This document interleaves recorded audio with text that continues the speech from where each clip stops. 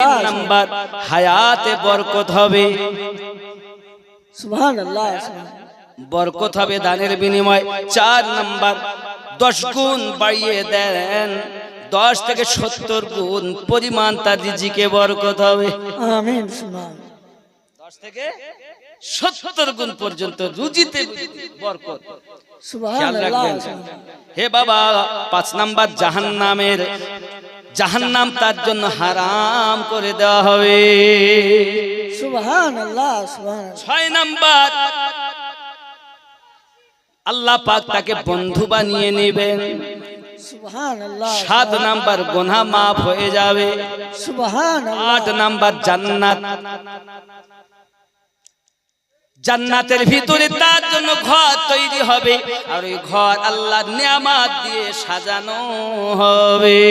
সুবহানাল্লাহ সুবহানাল্লাহ। হে বাবাজি আমার, 9 নাম্বার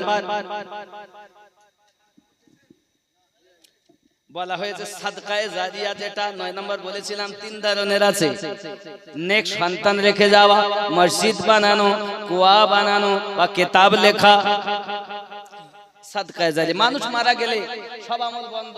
সাদকায়ে জারিয়া 3 প্রকার সাদকায়ে জারিয়া অটোমেটিক কিয়ামত অবধি চলতেই থাকবে। জোরে বলুন সুবহানাল্লাহ। 10 নাম্বার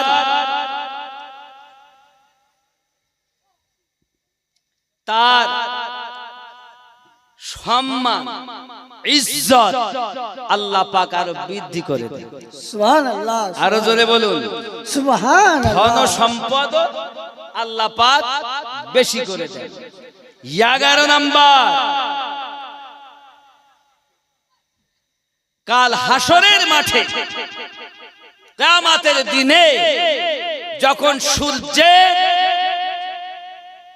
তাপে মানুষ ছটফট করবে, আল্লাহ পাক ওই সময় দানকারীর আরশের ছায়া দান করবে। সুবহানাল্লাহ সুবহানাল্লাহ।